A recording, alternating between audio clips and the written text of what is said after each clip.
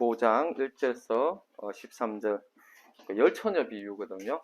열처녀 비유인데 열처녀 비유를 좀 이렇게 보도록 하겠습니다. 마태복음 25장 1절에서 13절인데요. 마태복음 25장 1절에서 13절 제가 봉독할 테니까요. 가만 귀로 듣고 눈으로 보면서 이거를 한번 묵상해 보십시오. 제가 읽을게요. 마태복음 25장 1절에서 13절 말씀이에요. 자, 제가 읽을 때에 귀로 듣고 눈으로 보면서 묵상해 보십시오. 그때에 천국은 마치 등을 들고 신랑을 맞으러 나간 열처녀와 같다 하리니 그 중에 다섯은 미련하고 다섯은 슬기 있는 자라.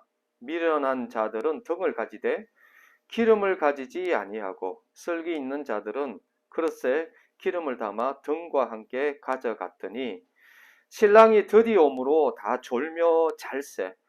밤중에 소리가 나되 보라 신랑이로다 맞으러 나오라 하매 이에 처녀들이 다 일어나 등을 준비할세. 미련한 자들이 슬기 있는 자들에게 이르되 우리 등불이 꺼져가니 너희 기름을 좀 나누어 달라 하거늘 슬기 있는 자들이 대답하여 이르되 우리와 너희가 서기에 다 부족할까 하노라. 차라리 파는 자들에게 가서 너희 쓸 것을 사라 하니 그들이 사러 간 사이에 신랑이 오므로 준비하였던 자들은 함께 혼인잔치에 들어가고 문은 닫힌지라. 그 후에 남은 처녀들이 와서 이르되 주여 주여 우리에게 열어주소서. 대답하여 이르되 진실로 너희에게 이르노니 내가 너희를 알지 못하노라 하였느니라. 그런즉 깨어있으라. 너희는 그날과 그때를 알지 못하느니라. 아멘. 이 열처녀 비유는요, 이때가 언제냐니까 그때에 이 말세 때에 그죠? 신랑이 온다는 것은 기독교의 가장 중요한 교리 중에 하나예요. 가장 중요한 교리 중에 하나가 예수님이 오는 거예요. 재림 메시아가 오는 것. 메시아가 오는 사건이 유대인들이나 기독교인들에게서 가장 중요한 사건이었습니다. 자, 그림을 한번 그리면요. 십자가가 있고 십자가 이후에 이제 교회가 있죠. 그리고 이제 예수님이 오는 사건이 있고, 사실 유대인들은요 뭘 받느냐니까 유대인들이 본 것은요, 유대인들에게는 이 초림을 잘 이해하지 못했어요. 유대인들은 뭐만 받느냐니까 오시는 메시아, 이 재림주만 이해했어요. 다른 말로 하면 오늘날에도 우리 그리스도인들에게 오늘날 그리스도인들도 뭘 바라보느냐니까 이 재림주를 바라보, 오시는 예수, 메시아가 온다는 거예요. 메시아가 와서 이 땅 가운데에 하나님의 통치가 이루어진다는 거예요. 통치가 이루어지는 것. 통치자로 오시는 거죠. 사실 오늘날 이렇게 보면요. 오늘날 세상에서 인간들이 이 메시아의 이 천정왕국을 이루어 보려고 인간들이 노력을 참 많이 했습니다. 그래서 자기가 이 메시아인 양 많이 노력. 사실 공산주의나 이런 것들요. 이게 사도행전 2장이나 이런 데 보면요. 이렇게 무상분배 같이 이런 것을 보고 인간들이 만들어 보려고 했어요. 그래서 조직적으로 인간 제도로 공산주의를 통해서 이 천정왕국을 만들어 보려고 했던 사건이죠. 그런데 어떻습니까? 수많은 사람들이 공산주의 때문에 수많은 영혼들이 죽습니다. 인간들이 만들어지는 것이 아니죠. 그래서 오늘날 세상을 바라보면요, 이 답답하지 않습니까? 여러분들 걱정하지 마세요. 우리가 아무리 억울한 일이 있던 정말 우리의 스토리가 어떻든 중요한 것은요, 하나님의 정확한 심판이 있습니다. 정확한 심판이 있어요. 그리고 하나님이 공의롭게 모든 것들을 정의롭게 심판합니다. 세상에 했던 그 모든 것들이 하나님 앞에 기록되어지고요. 마지막에는 뭐라고 하냐니까 자기 입으로 다 직고한다고 합니다. 거룩하신 하나님 앞에서 자기의 것을 숨김없이 다 직고하는 날이 옵니다. 이게 제 말이 아니고 성경에 그렇게 기록되어져 있습니다. 그래서 오늘날에 보면 사람들이 너무나 자기 머리로 이렇게 속아요. 오늘 돈 많고 권력 있는 사람은요, 그 뭐 로펌이라든지 이 그 검사라든지 훌륭한 이 말쟁이들, 말 잘하는 사람들 가지고 자기 죄를 숨기고 노닥거리며 판사들을 이렇게 뭐 이렇게 숨겨서 사람들을 숨길 수가 있어요. 그런데 마지막에 하나님 앞에서는요, 우리 내면을 지으신 하나님 앞에서, 우리의 머리를 지으시고 우리의 마음을 지으신 하나님 앞에서는 숨길 수가 없습니다. 그래서 뭐 오늘날 너무나 쉽게 세상에도 숨기니까 하나님 앞에도 숨길 수 있다라는 그런 가능성의 생각을 하는 그런 어리석은 사람들이 얼마나 많은지 모릅니다. 불가능해요. 하나님 앞에서는 정확하게 심판받습니다. 우리의 모든 것에 대해서. 그런데 그 심판 가운데에 하나님이 그러잖아요.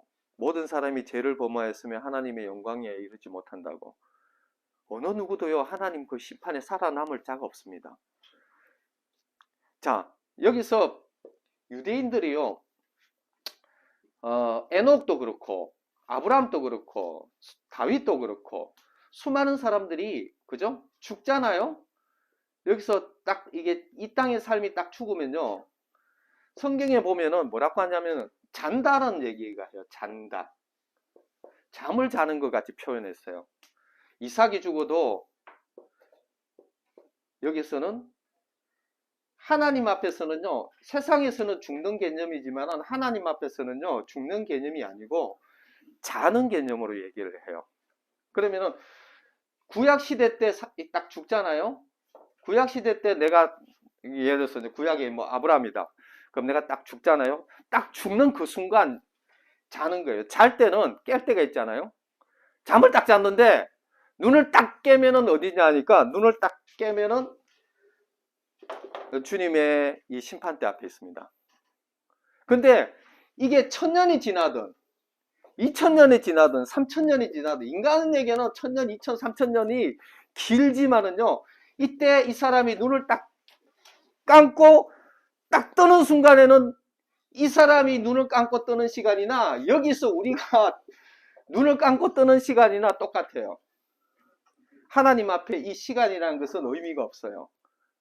우리가 이 사람도 구약시대 때 사는 사람도 눈을 딱 감았다가 죽었다가 눈을 딱 뜨는 순간 하나님 앞에 있는 시간이고, 오늘날 우리가 눈을 딱 감았다가 죽었다가 눈을 딱 뜨는 시간도 하나님 앞에 있는, 하나님 심판대 앞에 있는 시간이라는 것을 기억해야 돼요. 똑같아요. 와, 여기는 3000년이 흘렀는데 눈을 딱 감고 죽는 것은요, 그때부터 시간 개념이 없습니다. 그래서 딱 죽었으면 바로 주님 심판대 앞에 선다고 보시면 돼요. 구약시대 때 그 에녹이 죽었을 때도, 그리고 아브라함이 죽었을 때도 바로 그때는 바로 주님 앞에 서는 시간입니다. 눈을 딱 감고 뜨는 시간. 오늘날 우리도 그렇습니다. 우리가 눈을 딱 세상에 딱 마치는 순간 어디에요? 우리는 주님 심판대 앞에 서게 되어집니다. 물론 다른 사람들이 보기에는 시간이 오래 지나가는 것 같이 보여집니다. 느껴집니다. 그러나 자는 사람에게는요, 1000년이든 2000년이든 그건 시간의 경점이 아닙니다. 길이가 아닙니다. 그래서 모든 사람은 항상 내 인생 앞에 하나님 앞에 있습니다. 누구든지 2000년 전에 죽었던 사람이나 오늘 죽었던 사람이나 내가 딱 죽는 내 인생의 길이만큼 끝나는 그때가 바로 하나님의 심판대 앞에 서는 시간입니다. 그래서 우리가 기억해야 돼요. 하여튼 그거는 덤이고요. 그래서 우리 세대 안에 주님의 심판이, 우리 세대 안에 주님의 심판이 일어납니다. 그렇게 봐야 돼요. 우리의 길이만큼, 인생의 길이가 끝나는 바로 그때 역사는 이루어지고요. 주님의 심판대 앞에 다 서게 되어지죠. 그리고 이 땅에서요, 100년도 못 사는 인생들이 만들어낼 수 있는 게 없습니다. 우리가 계속 경험하잖아요. 누가 와도 사실 그것은 하나님의 은혜 가운데에서, 잘 때도 하나님의 은혜 가운데 있고 하나님의 약속대로 세상은 흘러가게 되어 있습니다. 이게 인간에게 있는 게 아니에요. 인간이 이루어지려고 해서 되어지는 것이 아닙니다. 그리고 어떻게 해요? 이 세상은 악한 자에게 처해 있다고 합니다. 이 세상은 악한 자에게 처해 있다고 해요. 그 이 역사 가운데에서 정확하게 진정한 우리의 이 천연왕국이랄까요? 진정한 이 세계는 주님이 예수 그리스도가 오셔야 되어집니다. 근데 이때 예수 그리스도가 이걸 초림이라고, 처음 온 것을 초림이라고요. 두 번째 오는 것을 재림이라고 하지 않습니까? 초림에 오셨던 예수 그리스도는요, 구원자로 오셨어요. 구원자로. 이분이 오셨던 것은 우리를 구원하시기 위해서 대신 어린 양, 어떻게 보면 우리 죄를 위해서 대신 심판받은 구원자로 오셨고, 이 구원자가 기회를 주시는 거예요. 무슨 기회? 구원의 기회를 주시는 거예요. 왜냐하면 우리를 사랑하시기 때문에. 우리를 너무 사랑하시기 때문에 구원의 기회를 주시는 거고, 그리고 난 다음에 이 구원의 길이, 구원의 기회가 다 주어지고 난 다음에 하나님께서 심판주로, 재림은 심판주로 오는 겁니다. 이때에 모든 정의와 공의의 심판들이 이루어집니다. 이 땅 가운데서요, 정의와 공의가 있을 수는 있습니다. 그러나 이런 것은 그림자일 뿐이지 여기서 진정한 정의와 공의가 이루어지지 않는 확률이 더 많습니다. 그리고 이 땅에서 정의와 공의가 이루어지지 않는다고 해서 너무 서급하거나 너무 마음 아파할 필요 없습니다. 왜요? 이미 요한계시록에 의하면 이 정의와 공의는 반드시 이루어지고 모든 바른 심판이 이루어지기 때문입니다. 우리가 눈을 감는 순간, 아니면 우리가 살아있을 때조차도 주님이 오시는 사람들이 있겠죠. 그죠? 죽어서 오는 사람이 있으나 살아있어 오는 사람이 똑같습니다. 그래서 언제요? 이때를 이제 신랑이라고 합니다. 신랑. 예수 심판주로 오시는 이분을 신랑이고, 여기서 정말 신앙을 지켜가고 하나님의 이 언약이 이제 성립되는 거죠. 십자가의 구원을 통해서 구원자를 받아들이고, 그래서 언약 백성이 되어져서 어떻게 보면 어떤 신부로서 삶을 살고, 그리고 신랑으로 오시는 메시아를 맞아들이는, 이때 이제 이 재림주를 이제 신랑으로 보죠. 이때 열처녀 비유는요, 신랑이 이제 오시는 걸 얘기해요. 진짜 재림 때, 마지막 때 신랑들이 오죠. 근데 여기에서 이상하게 저도 아직까지 여기에서 이제 또 고민이 있어요. 이 열처녀들은 사실 신부는 아니에요. 신부는 아니고 신부들과 함께 있는 이 들러리들이거든요. 들러리들. 신랑이 온다면요, 그 당시에는 가난한 혼인잔치의 문화가 어떤자니까요, 신랑이 결정하는 게 아니에요. 그날은 누가 결정하냐? 신랑 아버지가 결정해요. 제일 처음엔 어떤 거냐 하니까 신부에게 가서 이 언약을 해요. 포도주를 마시고 신부에게도 포도주를 내미면은 그 신부가 포도주 저 잔을 들고 그 포도주를 마시면 억셉트하면은 청혼을 받아들이는 걸로 받아들여요. 근데 이 신부가 신랑이 마신 포도주 잔을 거부할 수도 있어요. 이 신부가 거부하면은 이건 언약이 안 되어지는 거예요. 근데 신부가 그 언약을 신랑을 주는 포도주 잔을 마시면은 이 언약이 성립되는 겁니다. 다른 말은 이제 이 혼인의 어떤 계약이, 신부로서의 계약이 이제 성립되어지고, 그러면 신랑이 뭘 하느냐니까, 신랑은요 바로 거기서 한국같이 혼인을 해서 그냥 뭐 신혼여행 가고 그렇게 되어지는 게 아니고요, 신부는 신부로서의 준비를 하고, 신랑은요 아버지 집으로 가서, 신랑은 아버지 집으로 가서 신부가 거할 수 있도록, 신부를 맞이할 수 있도록 거처를 준비합니다. 그러고 난 다음에 어떻게 하냐니까, 거처가 다 준비되면요, 신랑이 결정하는 것이 아니라 신랑 아버지가 밤에 야 됐다, 신부를 모셔와라, 신부를 데리고 와라 이러면요, 신랑이 신부집으로 갑니다. 신부집으로 가서, 그때 신부는 뭐냐니까요, 신랑이 언제 올지 몰라요. 그러니까 항상 잘 때에 예복을 입고 준비하고 있어야 돼요. 예복을 입고 준비해 있어야 되고, 처녀들도 예복을 맞이할 준비를 하고 있어요. 그 대략 뭐 신부가 오는 뭐 기별을 해주겠죠. 밤에 와서 신랑이 온다 그러면요, 이때 막 등을 들고 이렇게 신랑을 이제 맞이하죠. 그리고 신랑은 신부를 데리고 신랑 집으로 와서 그때 이제 7일간인가 이 혼인잔치를 합니다. 7일간 혼인잔치를 할 때는 한번 혼인잔치에 들어가면은 문을 딱 닫힙니다. 문을 닫으면 다시 문을 안 열어준대요. 그러니까 7일간 그 아버지 그 집에서 혼인잔치를 7일간 거기서 이게 혼인잔치를 이루어지고요. 그리고 문이 닫히면 7일간 어디 나가지도 못하고 들어오지도 못하고 거기서 7일간 신부와 신랑이 잔치를 이루어지는 기간을 갖는 건데, 이 가난한 시대 혼인잔치를 예수님이 가난에 있는 혼인잔치를 그대로 가지고 이 내용을 가지고 이 말씀을 얘기하는 거죠. 신랑이 진짜 이 언약을 하잖아요. 십자가에서 구원자로서 자기 이 백성을 구원할 언약을 하고, 그리고 어떻게 해요? 주님이 다 준비가 되면 신랑으로 이제 신부를 데리러 오는 이 배경 하에서 오늘 이 말씀이 이제 주어지고 있는 거거든요. 근데 여기서 중요한 것은, 제가 이게 신부와 들러리에 대해서 이것까지 얘기하면 시간이 너무 오래 걸려요. 그 나중에 간략하게 설명하고, 여기에서 중요한 열처녀 비유에서 얘기하고자 있는 중요한 관점만 좀 설명을 하도록 하겠습니다. 그것만 일단은 오늘은 그 정도만 욕심을 부리도록 하겠습니다. 안 그러면 시간이 너무 오래 걸려요. 여기서 주님이 오실 때에, 이 주님이 오신다는 것은 이제 이게 그 마지막 종말을 사는 삶이에요.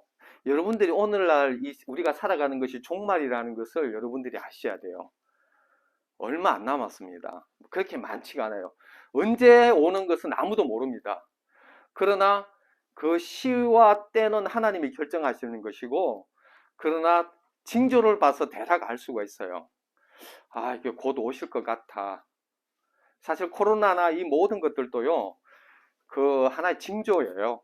아, 이게 주님 오실 때가 다 돼가는 하나의 어떤 그런 징조다. 성경을 깊이 보는 사람들은 그거를 알 수가 있어요. 아직까지 멀긴 멀었어요. 조금 더 이렇게 또 다른 징조들이 일어나야 돼요. 그러나 다 돼가는 거예요. 그래서 이제 신랑이 온다는 소리가 멀리서 들려졌습니다. 그러면 이제 등불을 들고 들러리들이 등불을 들고 신랑을 맞이하러 나갑니다. 그런데 문제가 있어요. 이게 등불을 들고 신랑을 맞이하러 나가는데, 지혜로운 처녀는 등도 준비하고 기름도 준비했는데, 미련한 처녀는 그냥 기름을 준비하지 않았어요. 그 등만 덜렁 들고 있었는데 신랑이 늦게 온 거예요. 의외로 자기가 생각한 것 같이 빨리 안 오고 늦게 왔기 때문에 이미 기름이 다 타버리고 이게 등불이 꺼져가는 거예요.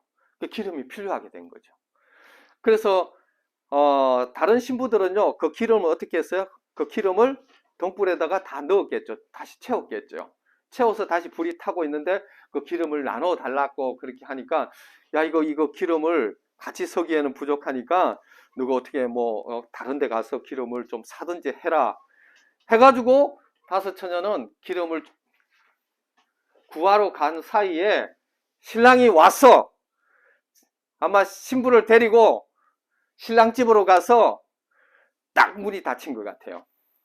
그 뒤늦게 온, 뭐 기름을 구했는지 안 했는지 뒤늦게 온 미련한 처녀들은 문을 열어달라고 하니까, 그 그 관섭은요, 문이 한번 닫히면은 다시 문이 안 열려요. 그래서 그냥 그 미련한 처녀와 슬기로운 처녀, 이게 두 개가, 지혜로운 처녀 두 개가 두 부류가 이렇게 생기게 되어지고, 이것을 통해서 우리에게 하나님이 얘기하려고 하는 메시지가 있는 거예요. 그럼 여기서 등불은 뭐고, 이게 이제 기름이 뭐냐, 이거 가지고 막 수많은 얘기들이 있어요. 여기서 등불은 뭐고 기름은 뭐냐, 뭐 하여튼 이걸 가지고 수많은 학자들의 얘기들이 있고 한데, 우리도 말세를 살기 때문에 이게 너무 중요하기 때문에 이 말씀을 좀 이렇게 보려고 하는데요. 여기서 이제 미련한 처녀, 그 다음에 여기서 이제 또 설교이로운 처녀, 미련한 처녀 5명, 설교로운 처녀 5명인데, 이 말이 미련한 처녀와 설교로운 처녀, 이 말이 동일한 원어로 동일하게 얘기하고 있는 곳이 있어요. 그게 어디냐 하니까 실은 이제 마태복음 7장인데요. 찾지는 마세요. 마태복음 7장인데 7장에 이제 이런 그 얘기를 해요. 제가 한번 읽어보면 7장 24절부터 이런 말을 하겠습니다. 그러므로 누구든지 나의 이 말을 듣고 행하는 자는 그 집을 반석 위에 지은 지혜로운 사람 같으니, 그렇게 나와 있죠. 비가 내리고 창수가 나고 바람이 불며 그 집에 부딪히지 무너지지 아니하니 이는 주축을 바다 위에 놓은 까닭이요, 나의 이 말을 듣고 행하지 않는 자는 그 집을 모래 위에 지은 어리석은 사람 같으니 비가 내리고 창수가 나고 바람이 불어 그 집에 부딪힘에 무너져 그 무너짐이 심하니라. 여기는 보면요, 하나님의 말씀을 지키는 사람은 지혜로운 사람이라고 했고, 그리고 이 말을 듣고 행하지 않는 사람은 어리석은 사람이라고 했는데, 여기는 지혜롭고 여기는 어리석고 하는, 한국말로는요 지혜롭다, 어리석다. 그리고 25장에 여기는 슬기롭고 미련하다 이 말인데요, 원어적으로 보면 똑같은 말이에요. 지혜롭다는 말은 슬기롭다는 얘기고, 여기서 어리석다는 것은 미련하다든, 원어적으로는 똑같은 말인데 이 똑같은 원어를 번역할 때에 왜 이렇게 번역했는지 내가 모르겠어요. 똑같이 그냥 어리석다 이렇게 하든지 지혜롭다 하든지 해야 되는데, 우리말이 표현력이 많잖아요. 똑같은 원어를 다르게 번역한 거예요. 그래서 혼동이 좀 있는 거예요. 그리고 여기서 보면요, 이런 말을 하거든요. 12절에 이제 마태복음 25장 15절을 보면, 대답하여 이르되 진실로 너희에게 이르노니 내가 너희를 알지 못하노라. 그리고 11절에도 그 후에 남은 처녀들이 와서 이르되 주여 주여 우리에게 열어주소서. 대답하여 이르되 진실로 너희에게 이르노니 내가 너를 알지 못하노라. 이제 그렇게 얘기했던 것과 같이, 여기에서도 그 마태복음 7장에서도 이제 그런 얘기, 나더러 주여 주여 하는 자마다 천국에 들어갈 것이 아니요 다만 하늘에 계신 내 아버지 뜻대로 행하는 자야 들어가리라. 그날에 많은 사람들이 나더러 이르 주여 주여 우리가 주의 이름으로 선지자 노릇하며 주의 이름으로 귀신을 쫓아내며 주의 이름으로 많은 권능을 행하지 아니할까 하리니, 그때 내가 그들에게 밝히 말하되 내가 너희를 도무지 알지 못하니 불법을 행하는 자들아 내게서 떠나가라. 동일하게 주여 주여 부르는 것도 똑같고 내가 너희를 알지 못한다 이 말도 똑같아요. 그래서 이게 7장도 사실 어떻게 보면요, 이 말세에 대한 내용이고, 이 슬기로운 이 처녀도 어떻게 보면 말세에 대한 내용이고, 원어상 슬기롭다, 미련하다 이것도 원어상 똑같은 단어를 쓰고 있어서 여기서 대략 이것을 이거 힌트를 잡을 수가 있는 것 같아요. 그리고 하나 더 이렇게 보면요, 이 덩불이라는 것들도 덩불에 대한 것들도 이 말씀에 마태복음으로 한번 풀어보면 좋은데요. 마태복음 5장에 보면은 찾지 마세요. 5장 14절, 15절, 16절 제가 읽어볼 테니까 한번 보세요. 너희는 세상의 빛이라. 산 위에 있는 동네가 숨기지 못할 것이요 사람이 덩불을 켜서 말 아래 두지 아니하고 등경 위에 두나니 이러므로 집안 모든 사람에게 빛이 있느니라. 이같이 너희의 빛을 사람 앞에 비치게 하여 그들로 너희 착한 행실을 보고 하늘에 계신 너희 아버지께 영광을 돌리게 하라. 자, 이제 마태복음에서 얘기하고 있는 덩불의 개념과 마태복음 7장에서 얘기하고 있는 이 개념을 좀 종합해 보면 그래요. 여기서 보면 주여 주여 하는 자마다 다 천국에 들어갈 것이 아니요 다만 하늘에 계신 내 아버지 뜻대로 행하는 자라야 한다. 자, 여기서 얘기하고 있는 게 뭐냐니까요, 좀 어렵죠? 이게 쉽게 얘기해야 되는데 이게 좀 어려워요. 어려워도 주워 들어 놓으세요. 그러면 이게 다 뼈가 되고 이게 다 살이 됩니다. 자, 여기서 이 등불과 기름의 개념을 좀 제가 지금 설명하고 있어요. 등불과 기름의 개념을 얘기하고 있는데, 이 등불이 뭐냐 하니까 마태복음에 의하면요, 이 등불이라는 것은 하나님의 말씀을 듣고 순종하는 것, 그리고 하나님의 뜻을 이루는 것. 그렇게 하나님의 뜻을 이룰 때 우리의 삶 속에 어떻게 해요? 착한 행실로 드러나는 것을 이게 등불이라고 합니다. 다른 말로 하면 하나님 뜻을 순종하고 하나님 말씀에 순종할 때 뭐가 나타나느냐니까 이 착한 행실이 나타나는 거예요. 착한 행실이 나타나는데, 기름이라는 것은 이 착한 행실을 계속적으로 이 착한 행실이 드러날 수 있도록 하는 할 수 있는 것이 이제 기름이죠. 사실 이 등불이 나타나는, 이 성막에서 등불이 나타나는 곳이 있거든요. 이게 촛대예요. 촛대. 7 촛대죠. 성막에서 보면요, 이게 성전 뜰이 있고 이 안에 이제 그 성막이 있고 더 깊이 들어가면 지성소가 있습니다. 지성소 앞에 여기에 성소에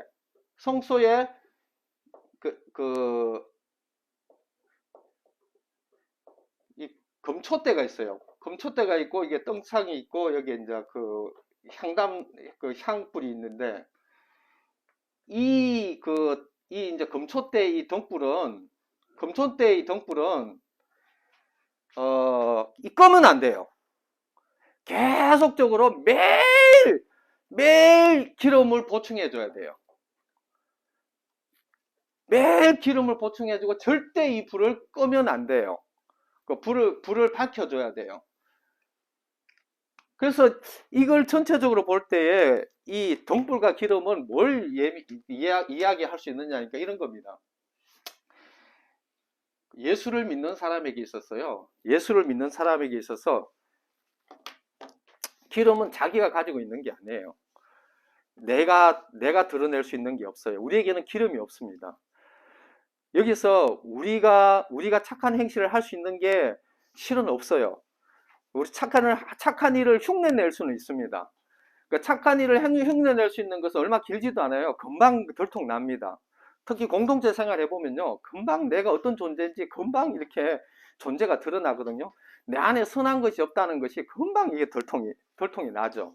그래서 기름이라는 것은요, 착한 행실을 진짜 할 수 있는 기름이라는 것은, 이것은 내게서 오는 것이 아니고 이것은 하나님께서로 와야 되는, 어떻게 보면 성령과 같은 겁니다. 그죠?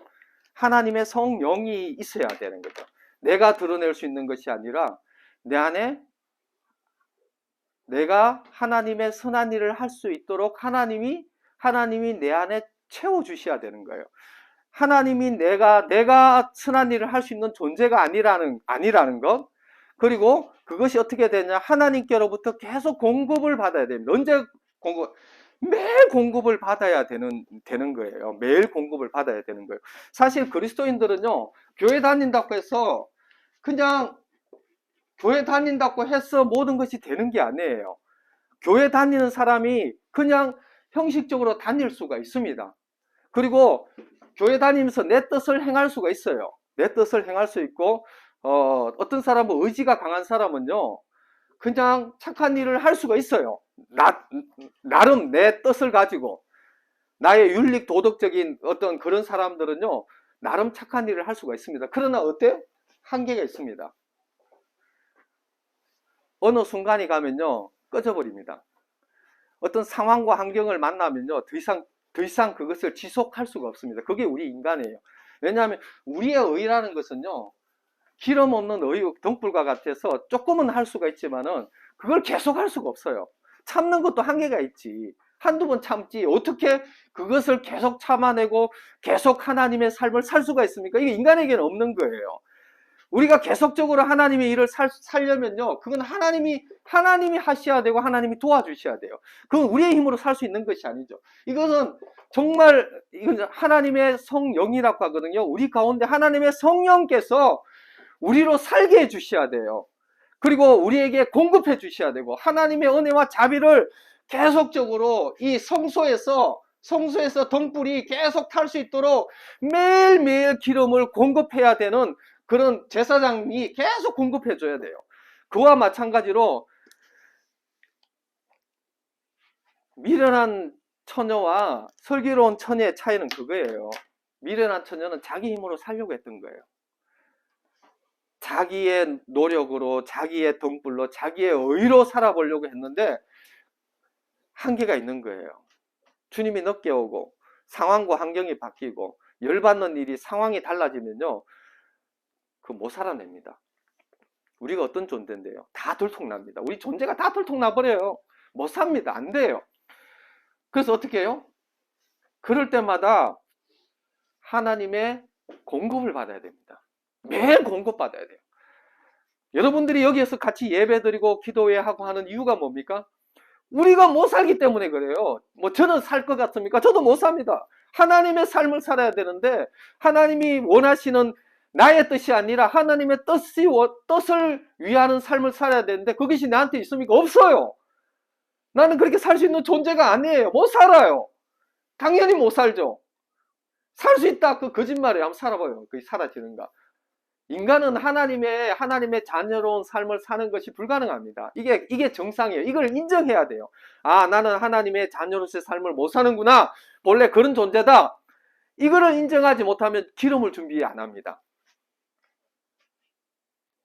이걸 아는 사람만이 기름을 준비해요. 아, 이게 내 수준으로 사는 삶이 아니에요. 그래서 여기서는 뭐냐니까요. 하나님의 7장에서는 그렇잖아요. 하나님의 뜻을 행하는 삶이잖아요. 내 뜻이 아닙니다. 내 의가 아니에요. 응? 내가 여러 가지, 내가 주의 이름으로 뭐 선지자 노릇도 하고, 주의 이름으로 뭐 귀신도 쫓아내고, 주의 이름으로 뭐 여러 가지를 했던 것을 뭐요? 흉내는 낼 수 있습니다. 모양은 낼 수 있지만은 뭐요? 하나님의 뜻을 행할 수는 없어요. 우리가 모양은 낼 수 있지만 하나님의 뜻을 행하는 건 다른 겁니다. 내 뜻이 아니에요. 하나님이 원하는 뜻을 행하는 것. 그리고 하나님의 뜻을 이루면서 이 착한 행실이 드러나는 것은요, 내가 살 수 있는 게 아닙니다. 저도 귀신을 쫓아내고 해봤지만은요, 귀신을 쫓아낸다고 해가지고 하나님 뜻을 행하는 건 아니에요. 그 박수무당도 쫓아내고요, 스님들도 쫓아내고요, 그런 일들 누구든지 다 할 수 있어요. 막 겁주고요, 막 이렇게 그래서 귀신한테 막 겁주고 막 이러면 귀신이 이렇게 아마 심장이 약한 귀신이 있나 봐요. 심장이 약한 귀신은 막 쫓겨나고 그래요. 겁주고 이러면. 그런데 그렇다고 해서 정말 하나님이 원하시는 뜻을 행하는 거하고는 다른 차원이에요. 선지자 노릇을 한다고 하더라도 발람도 그렇잖아요. 하나님의 말씀을 전하는 자지만은요, 불의의 삭을 탐하는 자였어요. 뭐 하나님의 말을 한다고 해서 삶을 사는 것하고는 달라요. 하나님께서 이 말씀을 깨닫게 해주고 말씀을 선포할 수 있지만은 말씀을 선포하는 거하고 내가 하나님 앞에 순종하고 하나님이 원하시는 삶을 사는 거하고는 다릅니다. 하나님의 말씀을 살지 못하는 사람이 하나님의 말씀 전할 수도 있어요. 그러나 그런 것들이 다 들통난다는 거예요. 다 들통나요. 왜? 자기 힘으로 사는 거니까. 결론적으로는 자기 의와 자기 힘으로 사는 거예요. 우리는 우리 의와 우리 의로 하나님 앞에 설 수가 없어요. 우리가 심판받을 때도 우리 의를 가지고 하나님 앞에 가는 게 아니에요. 우리는 우리의 의가 아니라 예수 그리스도가 우리를 위해서 대신 심판받았던 그 의를 가지고 하루에도 끊임없이, 아침에도 그 의를 가지고 있어야 되고요, 저녁에도 그 의를 가지고 있고, 하나님 앞에 설 때도 그 의를 가지고 서야 됩니다. 우리 인생이 끝날 때요, 우리 도와주는 사람 아무도 없습니다. 아무도 우리 인생 못 도와줍니다. 마지막으로 우리가 인생 끝날 때에 우리를 가장 사랑하는 사람도 우리를 못 도와줍니다. 그러나 마지막으로 우리 생명이 끝날 때 우리를 책임질 분이 있습니다. 그분이 예수 그리스도고, 우리를 위해서 대신 심판받으셨고, 우리를 구원해 주신 분이고, 우리를 끝까지 책임져 주실 분이 다른 분 아닙니다. 그분이 우리를 위해서 십자가에 못 박혀 죽고 대신 심판받고 우리를 구원하신 분이 예수 그리스도밖에 없어요. 그분밖에 없어요. 우리가 딱 숙미 넘어갈 때에 딱 넘어가면요, 아무도 못 책임 못 줍니다. 그런데 한 분이 책임져 주십니다. 그분이 바로 예수 그리스도십니다. 그래서 구원자이고요. 그래서 제가 믿는 겁니다. 다른 것 때문에 나를 사랑하시고 나를 위해서 대신 심판받으시고 자기의 모든 것을 내어주신 그분을 내가 믿는 것이지, 그래서 지금까지 믿고 있고요. 왜냐하면 그 영원한 무시무시한 영원이라는 시간이 내 앞에 기다리고 있기 때문에, 그 영원의 시간을 주님이 나를 위해서 책임져 주시기 때문입니다. 이 세상이 전부가 아니잖아요. 금방 주님 앞에 서게 되는데, 그러면은 노 대책할 게 아니라 정말 주님 앞에 사후 대책해야죠. 금방 가거든요. 그래서 이 세상에 뭘 당하든 억울하든 그거 문제 아닙니다. 그것은 순간이고요. 정말 영원한 시간 앞에서 주님의 심판대 앞에 설 때에, 주님의 신랑이 오실 때에 정말 교회는 다녔는데 모양만 냈던 사람이 되면 안 됩니다. 그러려면 어떻게 해야 됩니까? 늘 공급을 받아야 됩니다. 매 순간.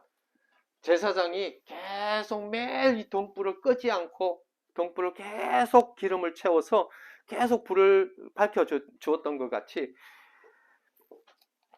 계속적으로 내 힘으로 사는 것이 아니라, 내 능력으로 사는 것이 아니라, 내 의로 사는 것이 아니라, 못 삽니다. 흉내는 낼 수 있습니다. 그러나 존재로는 살 수가 없어요. 우리가 그런 존재입니다. 그래서 내가 그리스도 함께 십자가에 못 박혔나니 그런즉 이제는 내가 사는 것이 아니요 그리스도가 내 안에 사시는 이 삶, 십자가를 받아들이고 그 존재에게 성령을 우리에게 부으시고 우리를 성령으로 살게 하시는 겁니다. 그래서 매 순간 아침마다요, 우리가 묵상해야 될 것이 있습니다. 다른 거 묵상하면 안 됩니다. 아침마다 내가 죽었지, 그리고 주님이 사시지, 내가 하나님의 성전이지, 하나님의 성령을 내게 부어주십시오. 하나님, 내 힘으로 살지 못합니다. 주님, 내게 기름 부어주십시오. 주님, 내게 임재하여 주십시오. 주님, 나에게 충만케 해 주십시오. 라고 매일매일 이렇게 기름을 준비해 가면서 사는 삶이거든요. 주님이 올 때 갑자기 기름을 준비한다고 해서 그렇게 살아갈 수 없습니다. 그래서 오늘 이 다섯 열처녀 이 비유는 다른 것이 아니고요. 정말 이 말세를 사는 사람이 어떻게 살아야 되냐, 간단합니다. 하나님의 뜻을 이루는 삶, 하나님이 원하시는 삶을 사는 것, 우리가 살 수 없습니다. 그렇게 살아가기 위해서는요, 준비해야 됩니다. 매일매일 기름을 준비하는 삶을 살아야 됩니다. 매일매일. 기름은 우리에게 없습니다. 기름은 주님에게 있고 성령의 충만함을 계속 받아야 됩니다. 그래서 주님의 자비와 주님 긍휼을 구하는 거고, 주님, 제가 살 수 없습니다. 주님, 제게 살게 해주십시오. 매일매일 그렇게 준비하면서 살아가는 삶이 마지막 종말을 살아가는 삶인 것이죠. 이해되십니까? 이해가 안 돼요. 이해될 수 있도록 기도해 주셔야 됩니다. 기도하셔야 돼요. 이해돼? 네. 이해된다는, 젊은 애들이 참 복이 있네요. 이거 이해되게 해달라고 여러분들 기도하셔야 됩니다. 자, 제가 한번 기도하겠습니다.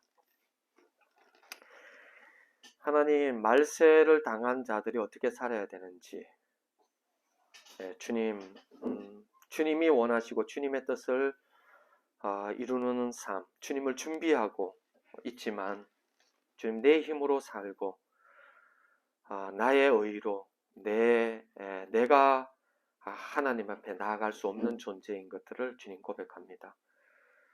주님, 우리의 힘으로 사는 것이 아니라 하나님의 힘으로 사는 거고, 하나님의 은혜로 사는 거고, 하나님의 자비로 사는 것을 주님 깨닫게 해주십시오. 내 능력으로 사는 것이 아니라 하나님의 언약으로 사는 것이고, 내 힘과 능력으로 되지 않으나 나의 신으로 된다고 하셨던 것과 같이 성령으로 되는 삶, 성령의 충만함을 받는 삶, 성령을 의지하는 삶, 이것이 아버지 이 땅을 살아가는 자의 삶인 것들을 주님 기억하게 하여 주십시오.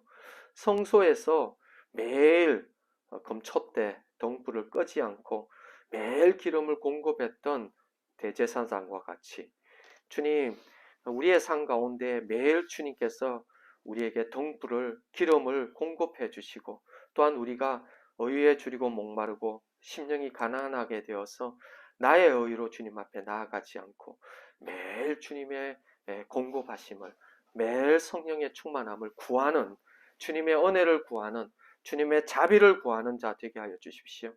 주님, 우리는 살 수 없습니다. 우리는 할 수 있는 것이 아닙니다. 모양은 낼 수 있습니다.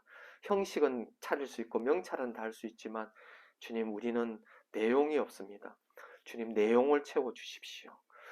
주님, 성령으로 충만케 하여 주십시오. 우리의 의지로 사는 것도 한계가 있습니다. 금방 시간 지나면은 주님 기름 다 말라버리고 우리의 의지 다 말라버리고 하나님 상황과 환경 견뎌낼 수 없는 자입니다. 그러나 주님 채워주시고 주님의 은혜로 살면은 넉넉히 아버지 하나님 주님 오실 때까지 준비하며 살아갈 줄 믿습니다. 계속적으로 주님 의지하며 살아가는 삶 되게 하여 주십시오. 예수 그리스도 이름으로 기도드립니다. 아멘. 지금은 우리 주 예수 그리스도의 은혜와 하나님 아버지의 크신 사랑하심과 성령님의 감화 감동 충만하심의 역사가 주님이 원하시는 그런 삶 그리고 내가 사는 것이 아니라 주님이 살고 주님의 능력을 덧입어서 살아가는 삶 되기를 원하는 주의 백성들 위해 지금부터 영원토록 함께 하시옵기를 간절히 축원하옵나이다. 아멘.